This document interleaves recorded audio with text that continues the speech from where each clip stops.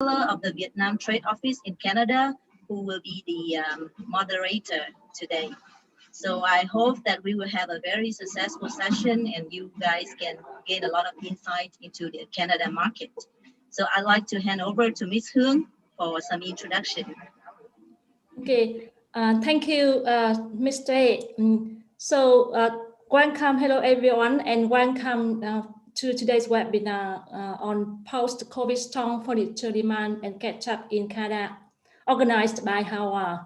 So as to introduce, my name is Đỗ Thị Thu Hương. I'm Commercial Councilor at Vietnam Trade Office in Canada. My main responsibility here in Canada is to promote Vietnamese products to Canadians and to facilitate trade and investment between the two countries. So it is my honor to be moderating this important event aiming at enhancing Vietnam export of furniture to one of the most potential markets, that is Canada. So unlike a few other industries, the demand for the furniture in American countries, including Canada, has been on the rise during the pandemic. In 2020, Vietnam export of furniture to Canada increased by more than 14%, and now Canada is among the top 5 markets for Vietnam furniture. So although Canada is currently on the 3rd wave of COVID-19 with the record-breaking daily new cases, but ongoing rapid and substantial vaccine rollout are expected to create herd immunity, and hopefully COVID will be over soon here in Canada. And today I'm so happy to introduce Mr. Jacques Nadeau to talk about the post-COVID demand in Canada and how to do the B2B matching with Canadian buyers. Mr. Jacques Nadeau is a Canadian expert in furniture, handicraft, and home accessories industry. He works both as a trader and trader consultant and trade associate at the Trade Facilitation Office Canada, TFO Canada. He founded his own company nearly 40 years ago and fully involved in import and export businesses, importing his own company design line of products distributed throughout Canada and the US since 2002, and later more focused on the high-end market, mainly in the hospitality furniture. And finally, Mr. Nadeau is not a newcomer to Vietnam. He's traveled several times to our country, and years ago, he also implemented 3 projects in different sectors in Ho Chi Minh City area. So as the organizer of the event just reminded you before, if you have any question during presentation, please type them into the Q&A box in the Zoom control panel. We will try to get to them during the Q&A section at the end or within the next few days via email. So welcome, Jacques. Thank you for taking the time to speak with us today. As you may agree with us that the pandemic is going to the end soon.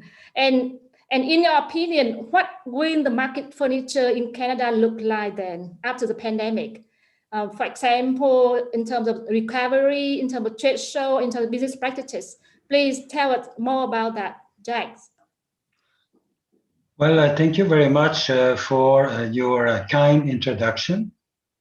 First of all, before answering your question, I would like to say good morning to all the participants to this webinar. So I hope you will come up with a lot of questions from the interaction we'll be having together and the information that I would like to convey to you. Also, I would like to thank you, AWA.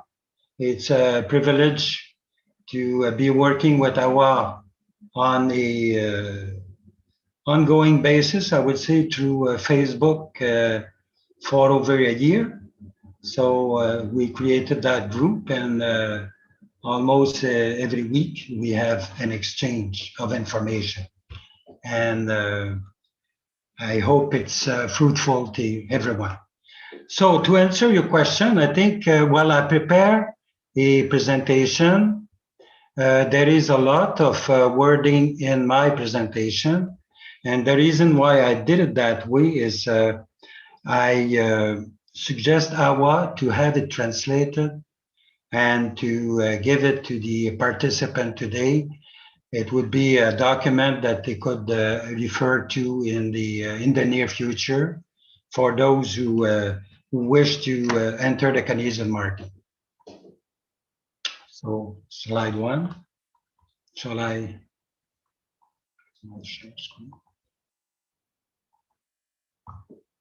Okay.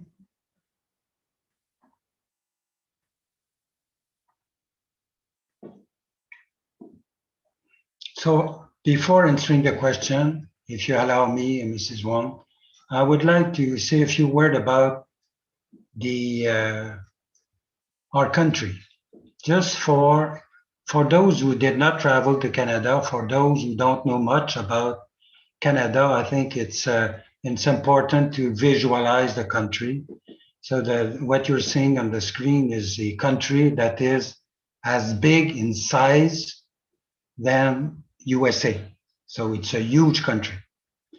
The thing is that people live mainly in the south because, as you may know, our winter is very harsh and people prefer to live in the south. It's too cold in the north.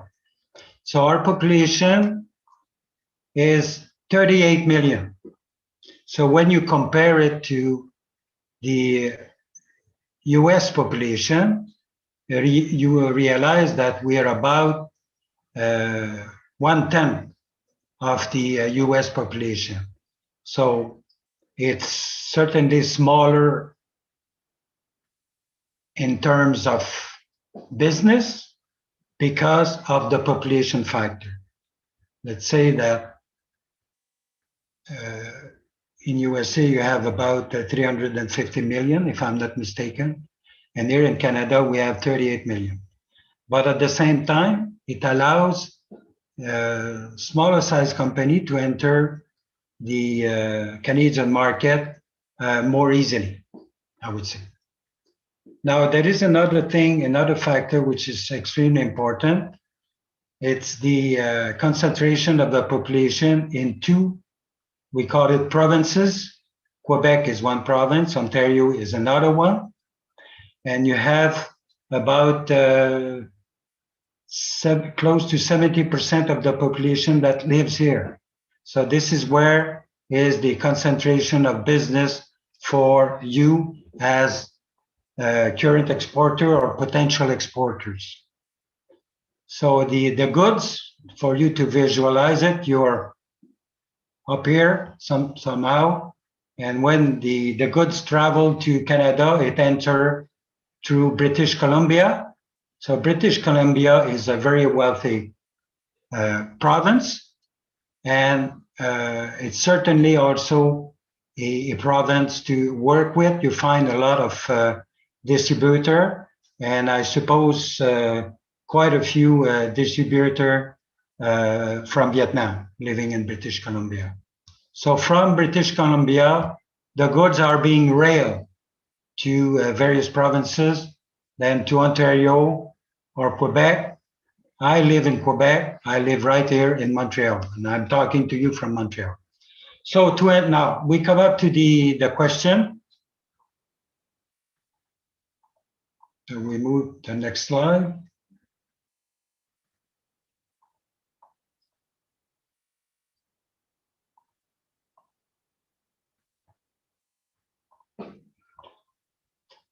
So that's the three questions that we're going to address. And the first question, well, before again we get to the question, just for you again to understand the position of Vietnam compared to China in Canada. So China export for $3 billion of furniture, and Vietnam export for 368 million of furniture. So there is a long way to go between for Vietnam to catch up on the sales that China is making to Canada. But at the same time, you look at China as your competitor. This is your main competitor. And you're probably much aware of what China is exporting in furniture, because as the country, Vietnam is very close to Vietnam. Vietnam is very close to China. So what China is exporting, I suppose Vietnam could do it as well. And from the statistics that I gather in 2019, the growth of export, the growth of furniture export from Vietnam to Canada was over 20% in 1 year. And the growth is still exploding, I would say. So the signal that it sends to newcomers who want to export furniture to Canada is that the market is quite open, and it looks like Vietnamese furniture is very well accepted, quality and price-wise. Out of all the furniture that enter the Canadian market, 32% comes into what we call the C category: living room, kitchen, this kind of furniture. Okay, next slide.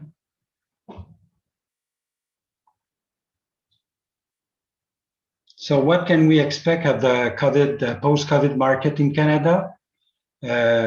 When can we expect traditional trade show to be back to normal? And what is the future of digital trade platforms? I'm going to address it one after the other. And Mrs. Huong, you come in whenever you want.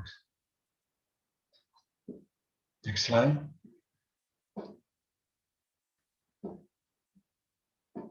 Okay. So what is very, very important for you to understand is, although we are going through this pandemic, the world is going through this pandemic, for Canada, it's a little bit special. We are going through the pandemic as well. It's fierce. We're still fighting with it. The vaccination is going on and accelerating right now. About 20-25% of the Canadian population is vaccinated. And we expect the vaccination to keep going like that, to have 75% of the population to be vaccinated by the end of September. But the thing is this. During COVID, the government, the Canadian government and provincial government supported consumers, supported workers, those who had a job and lost their job during COVID. They could receive up to $4,000 a month, just to sustain their family and make sure that nobody is going to miss anything. But at the same time, people were confined to stay home. So it means that you couldn't spend much money. As a consumer, you were making a lot of savings.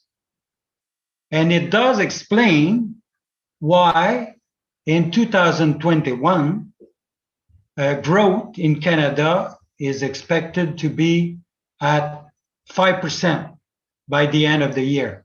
So it is a growth that Canada has not,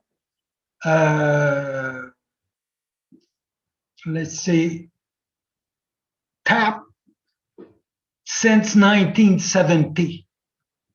So, and to achieve such a growth, it means that people must spend their money.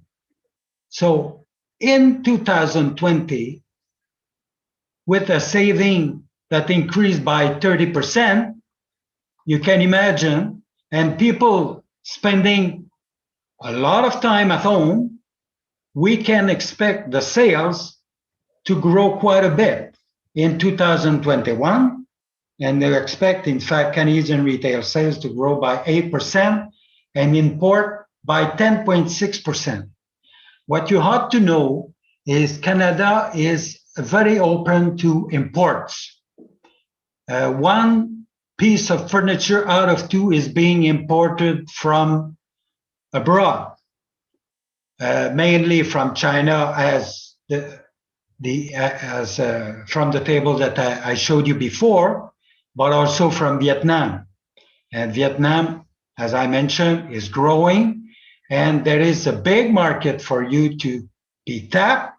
I'm very enthusiastic for you to tap that market and to prepare for it. While we're still going through the pandemic is going for us to end by next fall. So it's a good time for you to prepare. The employment ratio is now back to the 2019 level. So it means that people are back to work, they're earning money, and it adds up to the savings that they've been making during 2020. We move to the next slide.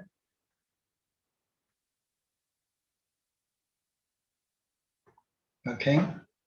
So also an important factor that give a push to the demand of furniture is the fact that the Canadian demography is growing by 2% a year. And the demand for housing is tremendous in 3 cities, Toronto, Montreal, and Vancouver. Toronto in Ontario, you saw the map before, Montreal in Quebec, and Vancouver in British Columbia. The last statistic that I saw yesterday, in Toronto, new housing is up by 136%. In Montreal, I don't have the figure. In Vancouver, it's up by 96%. So housing is growing at fast speed. And of course, new houses would require furniture, and Vietnam is there, hopefully, to supply part of that furniture to Canada. So I think Vietnam must be in the mood of being very aggressive towards Canadian buyers. Interest rates are low, so it means for Canadian buyer, Canadian consumer, it's rather easy to buy a new house. So this is a good sign also. And one good sign that we need to talk about, it's the fact that the Canadian dollars is, the value of the Canadian dollars is going up. And it used to be at 78 cents last year. It's going to be up to 83 cents. So it's good news for the Canadian buyers because we are going to make some savings buying from abroad. And on top of it, the last element, it's the CPTPP agreement. So the free trade agreement that Vietnam and Canada signed together, which allowed the furniture and handicraft to enter for most of it at 0% duty. So this is also a great incentive to export furniture to Canada. So this is, I finished saying, I have a few lines. I would like to read the conclusion. If we can move the slide slightly. Can we move the slide? That's too much, not the next slide. Let's come back. What I was saying as the conclusion, I was saying that the timing is excellent for furniture manufacturers in Vietnam to prepare to enter the Canadian market in 2022. So hopefully,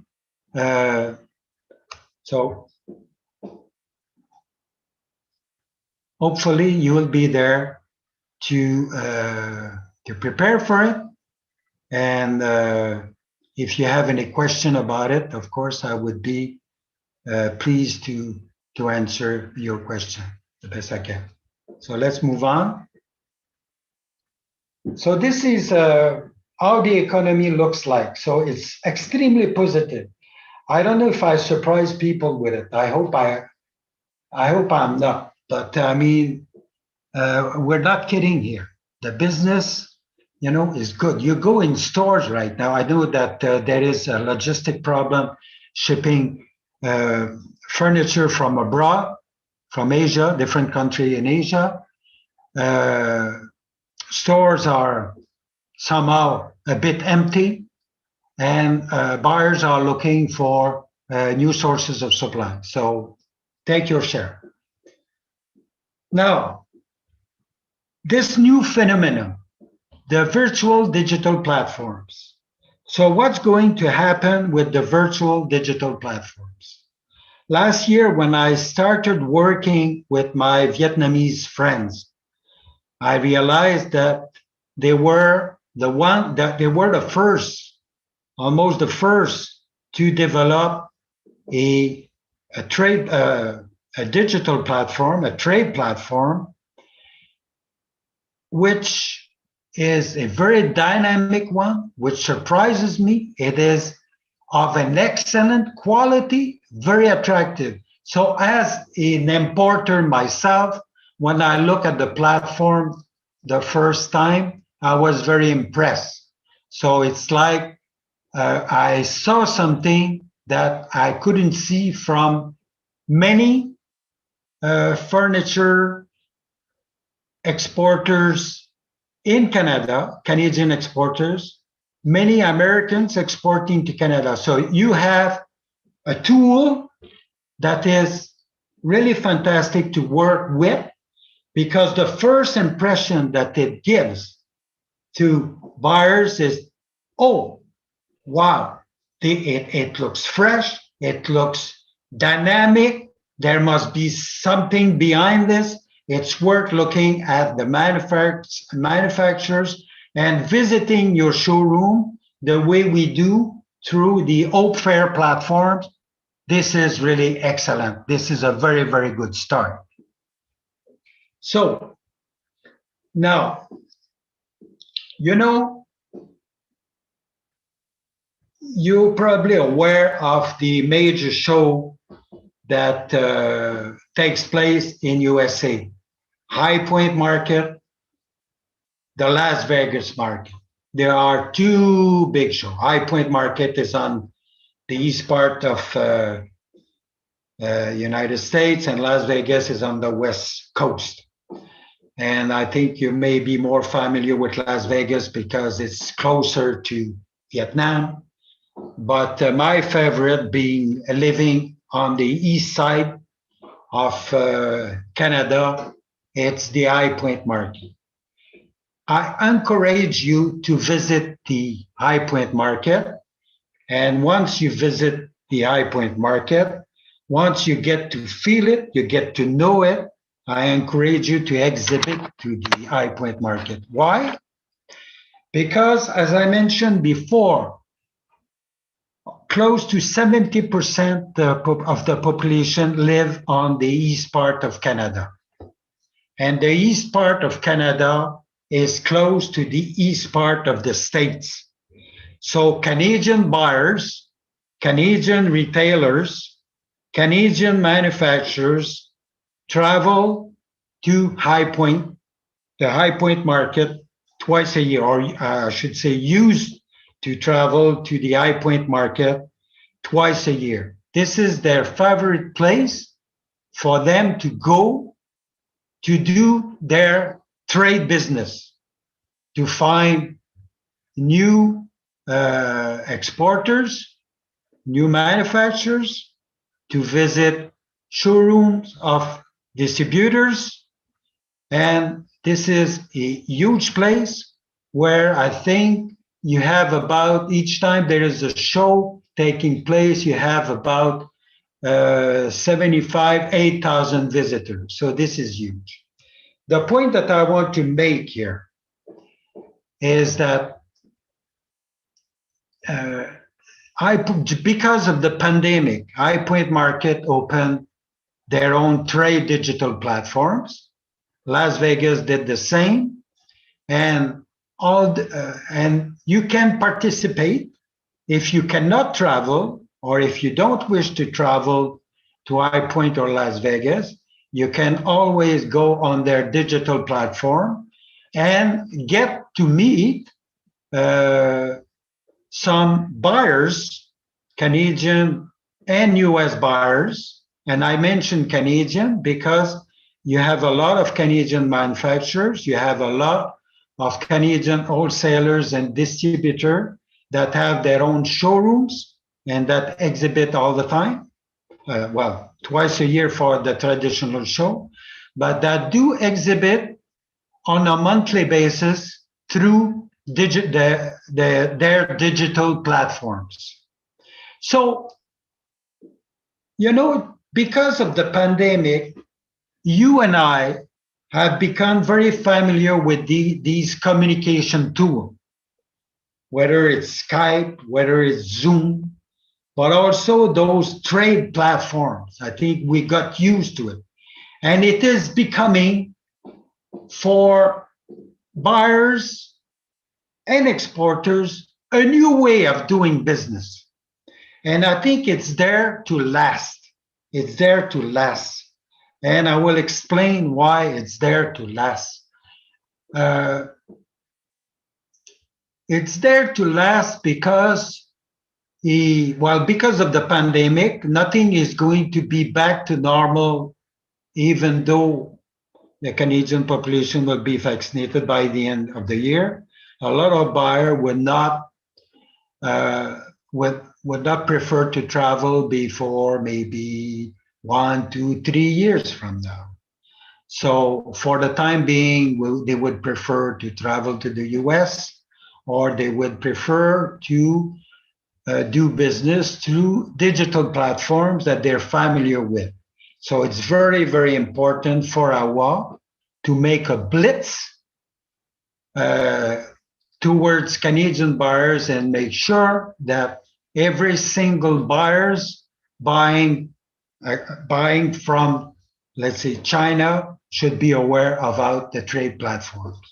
I mentioned China because in China you have maybe about 200 Canadian buyers, maybe more, large buyers that are buying from China, and you have 60 buyers buying from Vietnam, actually, right now.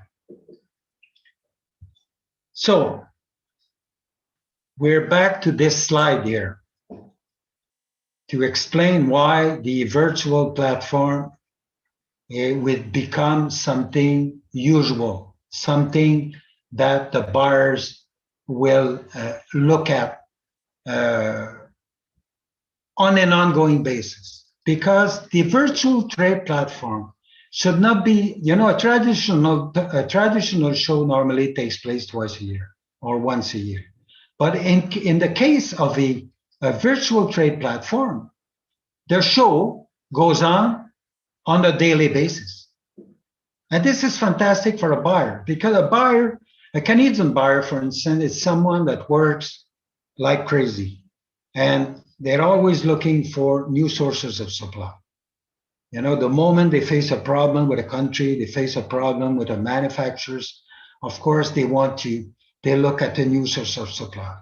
And Vietnam is on the list. Why Vietnam is on the list? Because when I go from one furniture store to the other, we always find some furniture made in Vietnam. So Vietnam is there already. So take advantage of it to increase your export to Canada. So doing business through a virtual platform, now you can do it because the whole platform is great. Canadian buyers will like it. So make sure that anything new that you can offer on a monthly basis, for instance, make sure that it gets on our platforms. This is very important because for AWA and for the trade office, I think that the idea would be to sort of create a momentum to come up to this behavior where the Canadian buyers would like to go on a monthly or or every 3 months looking at what's new, what new collection you are coming forward, what are the new collection that you are promoting. So this is why the virtual platforms are there to stay, because they're dynamic, they're actual, and you can keep showing your goods, your new goods all the time. And if you make it dynamic on top of it, this is a win-win situation for you. Another element which is also important is the fact that, you know, Canadian buyers don't travel the planet every year to source their furniture. They have to be selective on the country that they travel to. Of course, a lot of them would travel to China, but not all of them would travel to Vietnam. This is another reason to be aggressive with the AWA platform, the virtual trade platforms. And AWA can only be aggressive if you, as manufacturer, you have something new to show. Let's move to the next slide.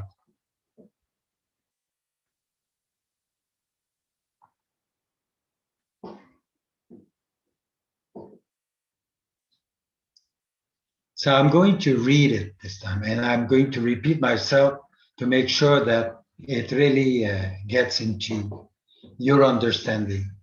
So I'm saying, in my opinion, virtual trade shows are there to last now that buyers and exporters have somehow familiarized themselves with these new communication tools.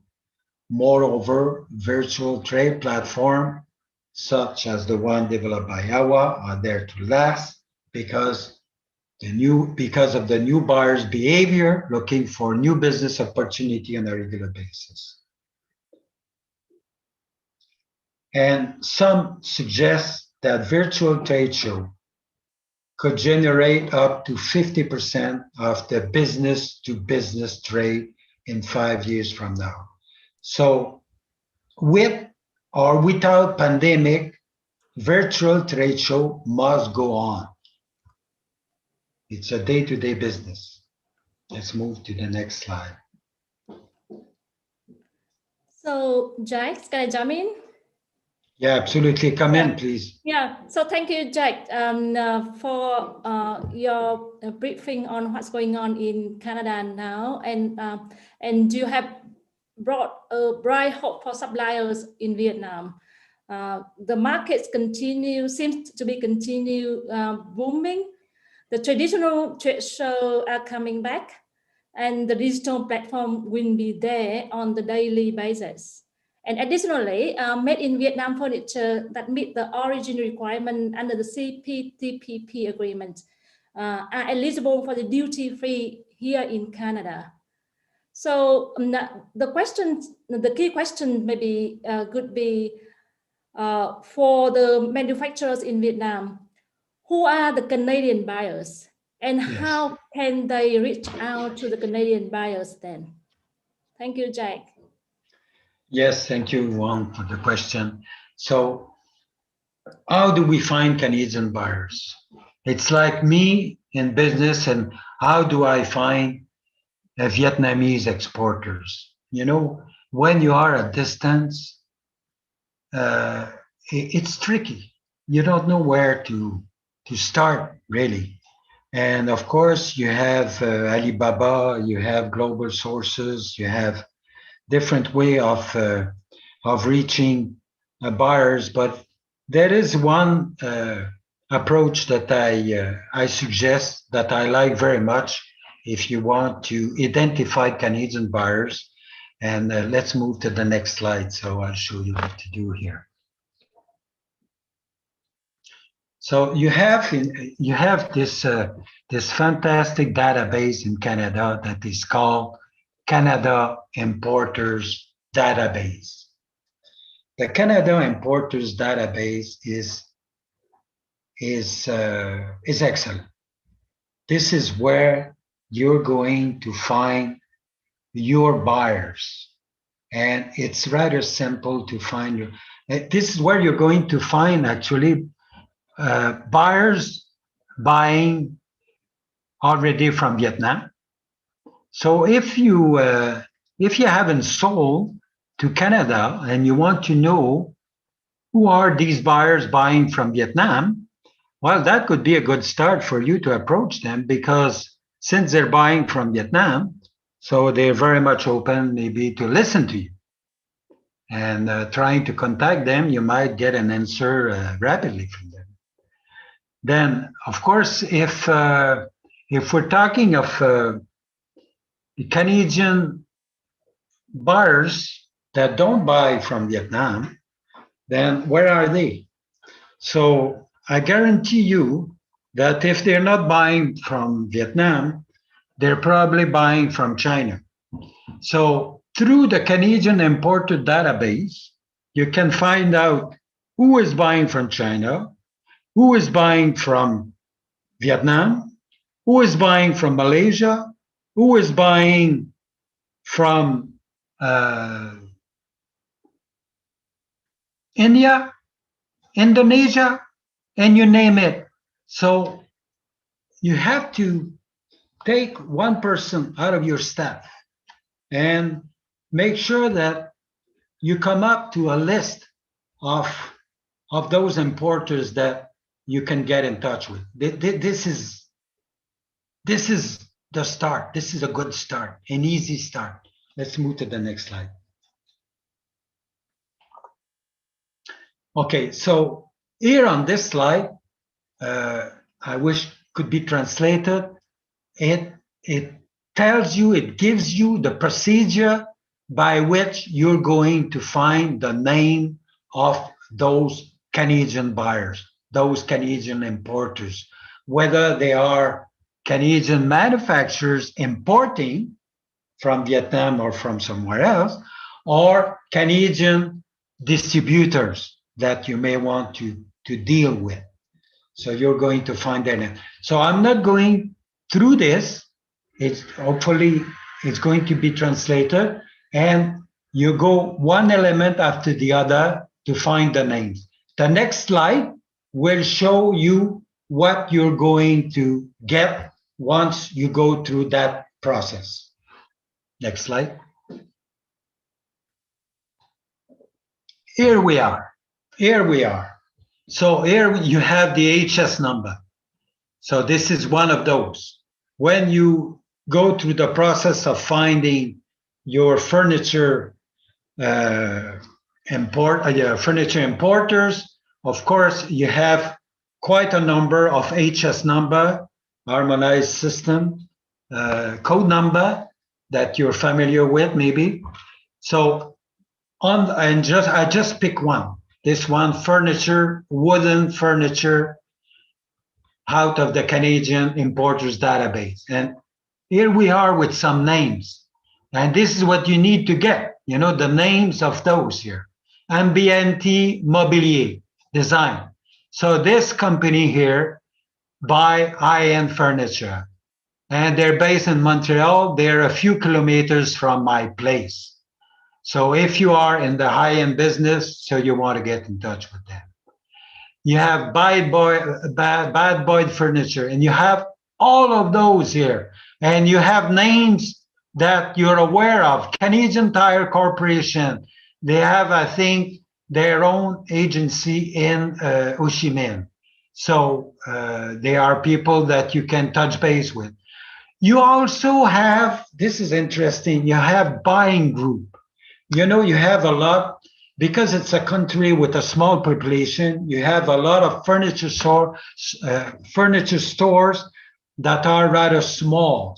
So what they do is they regroup themselves under buying groups. And the buying group would buy for them. So they would buy container load from them, because we're talking about shipping container loads, 40-footer IQ. A container loads. Cantrex is one of those buying groups. You have, I think, 5 buying groups in Canada that you you could touch base with.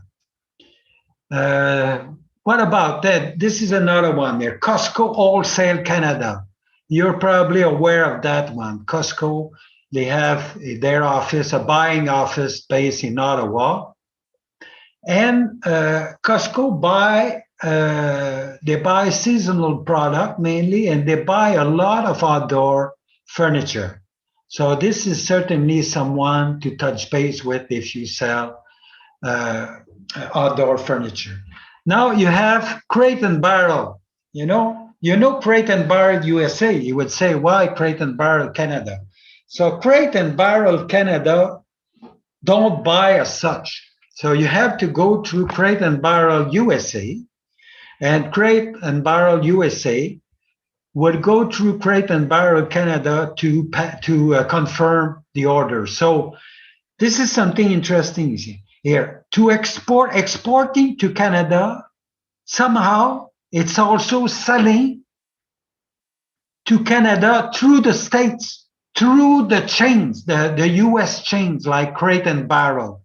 Like you probably heard of other chain, not Wayfair. I'm just trying to recall a name, but it doesn't come to my mind. So AQ3 here, this is another one. This is a manufacturer, actually. You have heard maybe of Palliser. Palliser owns AQ3. So they are buying components. So selling furniture is not only a selling finished product, but it's also selling components. So Palliser Canada, as a manufacturer of furniture, would buy components from Vietnam and would do the upholstering in Canada, but they would buy let's say the wood carcasses from Vietnam. So this is, the portrait of what you're getting from the Canadian Importers Database. Now, once you get the name of the companies, you still don't have the names of who the buyer is. So we move to the next slide.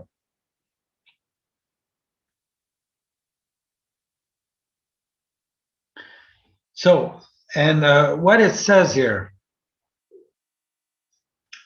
to initiate a contact, before trying to connect with the buyer, yes, this is very important. I do not suggest, to try to get in touch with everyone that would come out of the list of Canadian importers database. I suggest that you spend some time going on their website, the importer's website, and you see if there is a match between your product making, and what the importers are selling.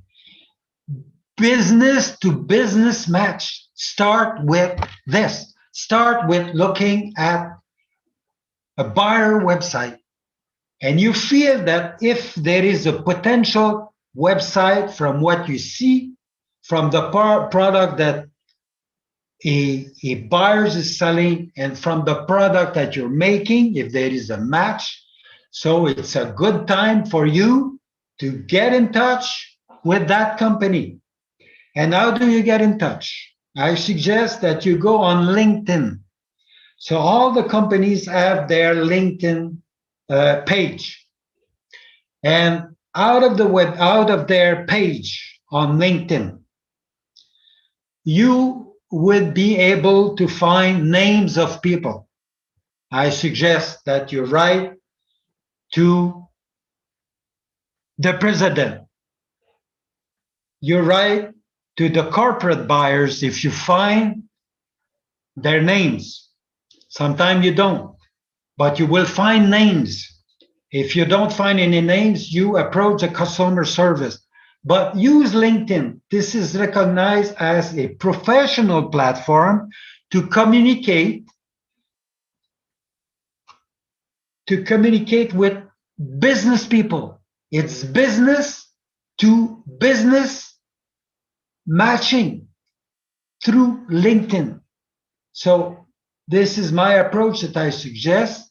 And if you go on Sunpan Canada, which is a big distributor, you would be able to find the name of the buyer easily. So then you send a message, and sending a message, you send a short message. A Canadian buyers, you have your culture, we have our culture. Buyers here don't have very much time to spare reading a message.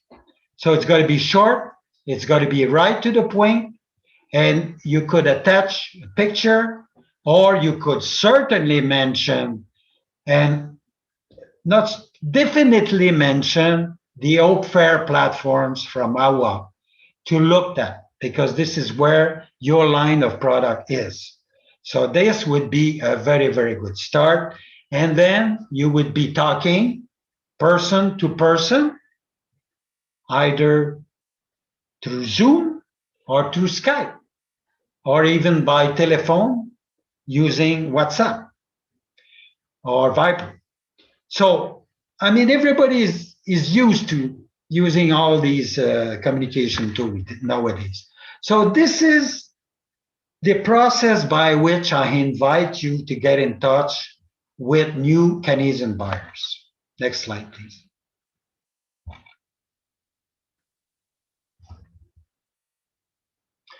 Now, we all like traditional show.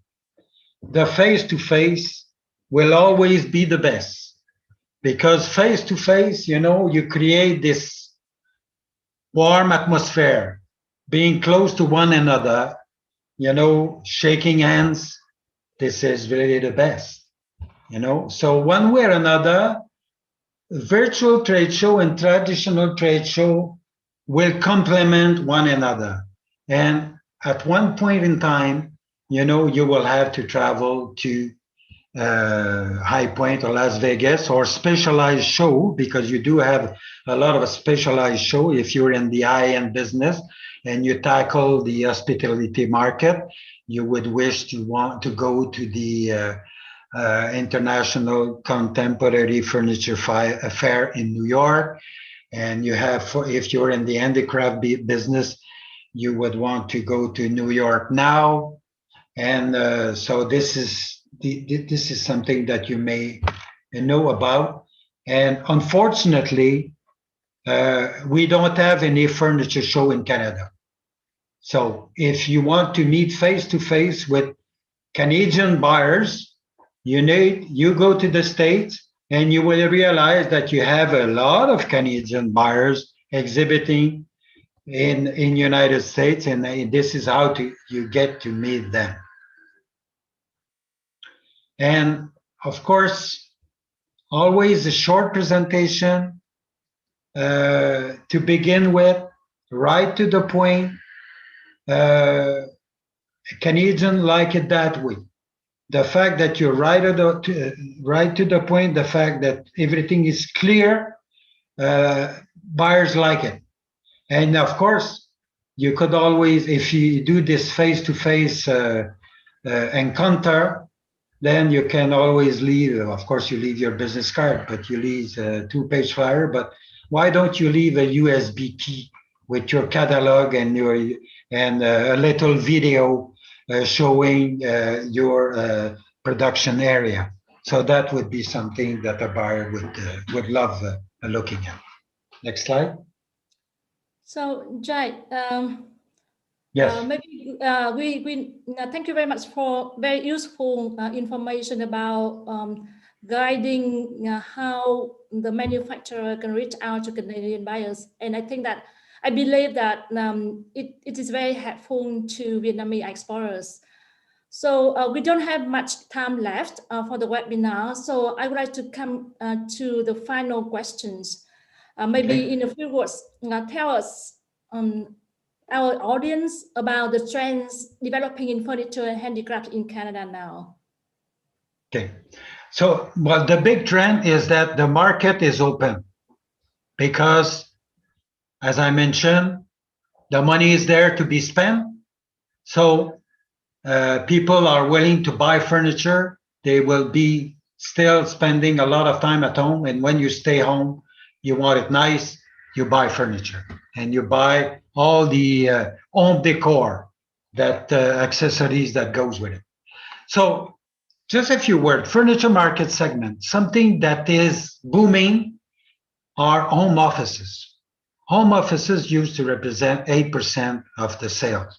But this is skying up right now because consumers buying at home, and they will keep buying at home. You know, it's the working at home is something that will remain after the pandemic. Maybe a third to 50% of the workers that used to buy from home will still be working from home 2-3 days a week after the pandemic. So of course they need an office, a very well organized office. So they need a desk, they need a chair, they need the little tables to work on. So good business. Outdooring is something that is developing very, very much. We use outdoor for us in Canada because of our climate.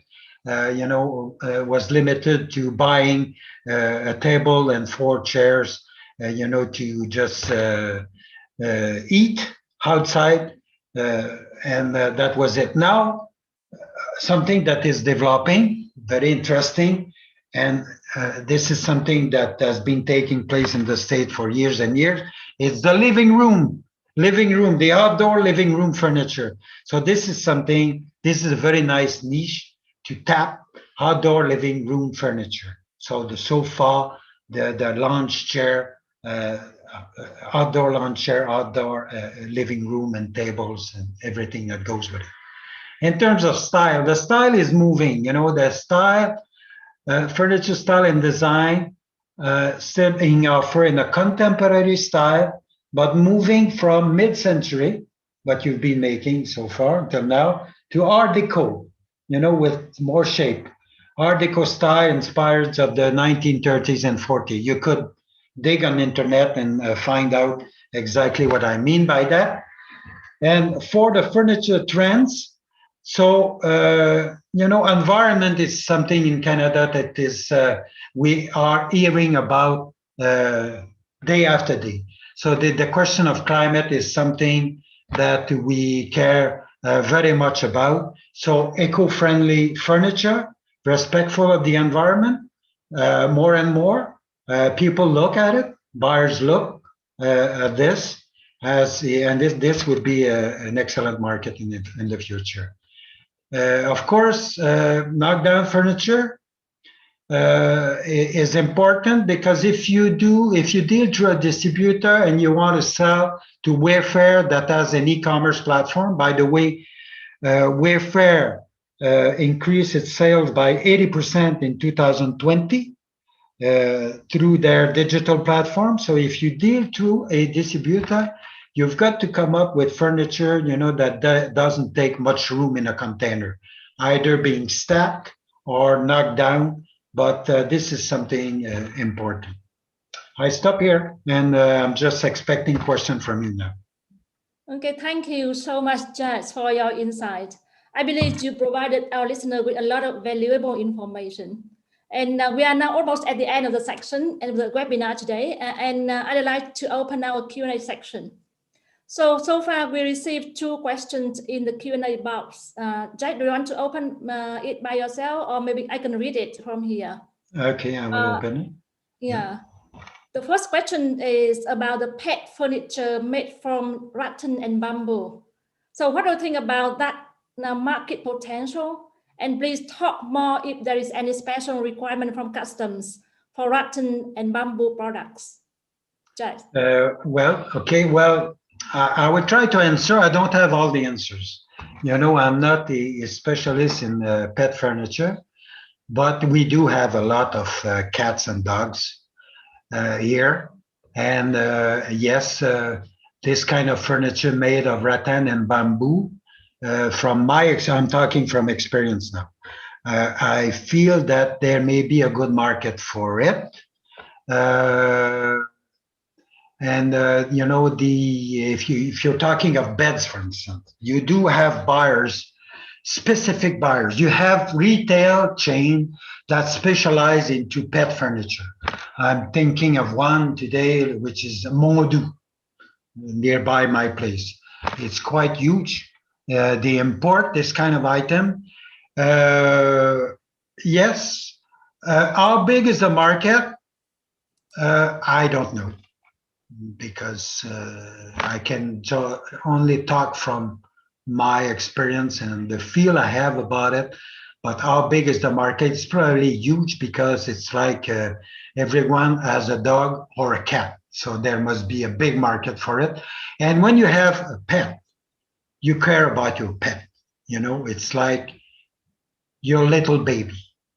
I don't have a cat, I don't have a dog, but we have birds, and we care about our birds. And you want your pets to live in a beautiful environment.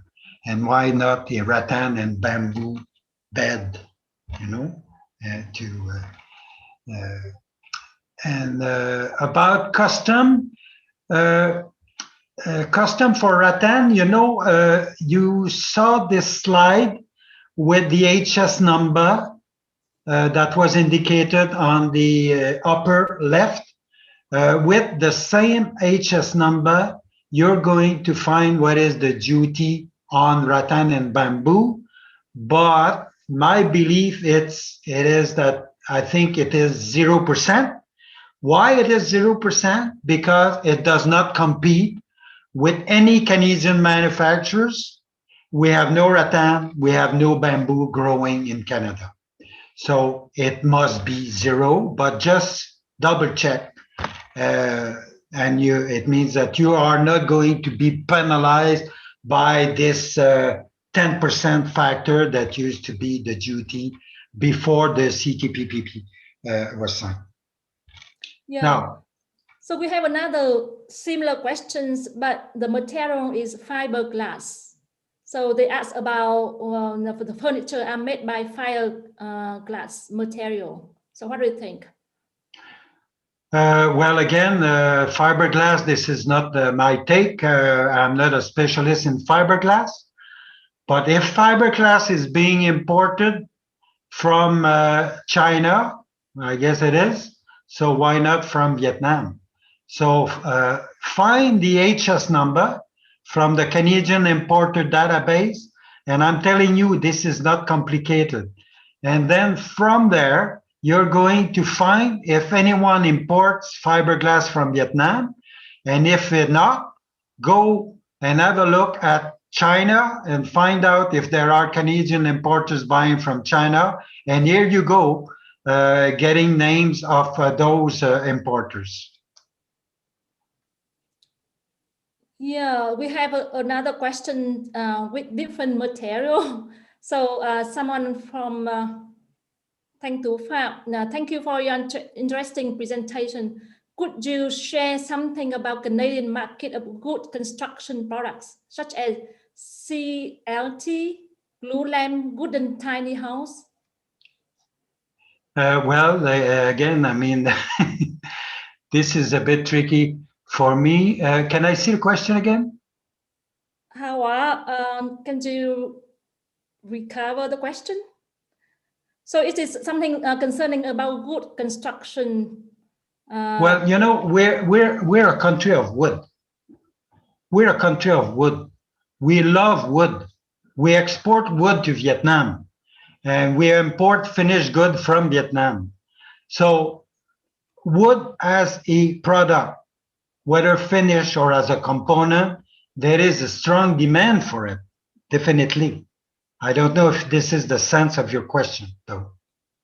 So the question is now retyped on the chat box.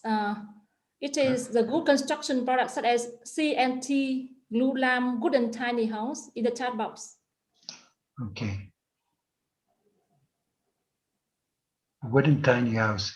What is the wooden tiny house? Would it be for what market? The wooden tiny house for as the for children, or is that what we're talking about here? I believe that they are talking about construction products. Construction product. I'm not familiar with it. I'm sorry, I cannot help you on this one. Okay, so can we move to another questions? Maybe what is certificate of inspection for rubber kitchenwares and toys? Do you have any idea on that? Well, you know, you have to, the kind of, well, it's not so much of a certificate of inspection. You have to deal with the Ministry of Health. And whenever you bring products that deal with health, then you need to know exactly the criteria that you have to satisfy. You know, the government sets criteria that as an exporter you need to satisfy. So you go on the Canadian government platform, you click Ministry of Health, you put the name of your products, and I think you would be able to find exactly the kind of criteria. I don't think there is any request of a certificate as such. You would be requested to comply with some criteria, and of course, you would be subject to inspection when your product entered to Canada. So, and this is the way it goes. You don't have necessarily to produce a certificate. Yeah. But then again, I could, you know, add up all these questions, and later on we could take one by one and be very specific with those manufacturers that want specific answers to their question. Okay, we can do that. So the next question will be on the forest certification for furniture products import into Canada. Are you aware of any requirement on the forest certification for the furniture? Certainly, I mean, forest certification, yes, FSC, for instance, this would be extremely important, and this would be requested not by government, by the Canadian government. It's going to be requested by your buyer, because if you deal with sizable buyers, this is something that you would need to comply with. You know, I was at Home Sense this afternoon looking at their furniture coming from Vietnam, and there was this FSC label attached to it. And whenever a consumer see it, whenever, of course, first of all, a buyer is aware that you can produce an FSC certificate, it's a plus. And because of our care for environment, for large buyers, I think it is important. But if you're not FSC, if you don't comply with FSC, then it doesn't mean that you cannot export to Canada. Myself, I was importing from Asia, wooden furniture, and I did not request this kind of certificate because the size of my imports of wood product was not that much. So, and I knew very well who the exporter was, so it was not. But again, remember, it's not a compliance that the Canadian government requests. It would be a compliance coming from your buyers. Okay. Okay. Thank you, Judge. Maybe we come up to maybe the last question that we have now here. Someone from the suppliers of raw materials for furniture manufacturing. So specifically the rubber good finger joint board. So can you please give them potential opportunity for that kind of good material? Again, hard for me to answer that. It's very, very specific. You're talking of rubber wood. I know what rubber wood is. I bought some rubber furniture made of rubber wood. It's rather heavy, isn't it? But specifically, I think we need to make a research on this. I wouldn't want to come up with information that might not be correct here. Okay, maybe you can come. Maybe. I'm sorry, I'm really sorry. I think I realize that some manufacturers are coming with very specific questions. It needs some research. I would be very pleased to have Awa asking me to do the search later on. Okay, so how I will do that? So there's another question, but I believe that you already addressed it during your presentation. The question is, what can Furniture Corporation in Vietnam to do to have more customers in Canada? So I believe that you already addressed it, to find Yes. more customers, to find more buyers. So Huong, I let you answer that one. Okay. Because so, you do have the answer.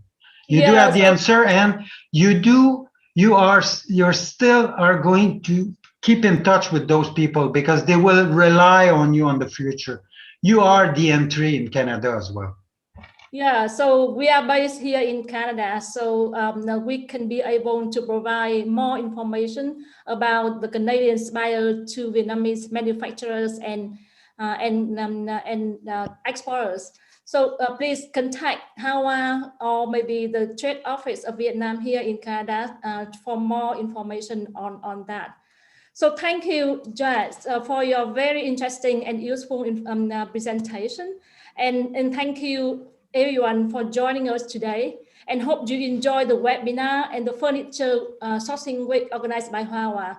And thank you, HAWA, for hosting this event and give an opportunity to share about Canadian market information to Vietnamese exporters and manufacturers. So thank you, everyone, and good night here in Canada, and have a good day there in Vietnam. Thank you, Jack. Thank you very much. On behalf of HAWA, I also like to thank Jack and Ms. Huong for helping us to organize this webinar. So hope to see you again in coming one. Have a nice day. Thank you, Jack. Thank you very much. Thank you, Bye-bye, everyone.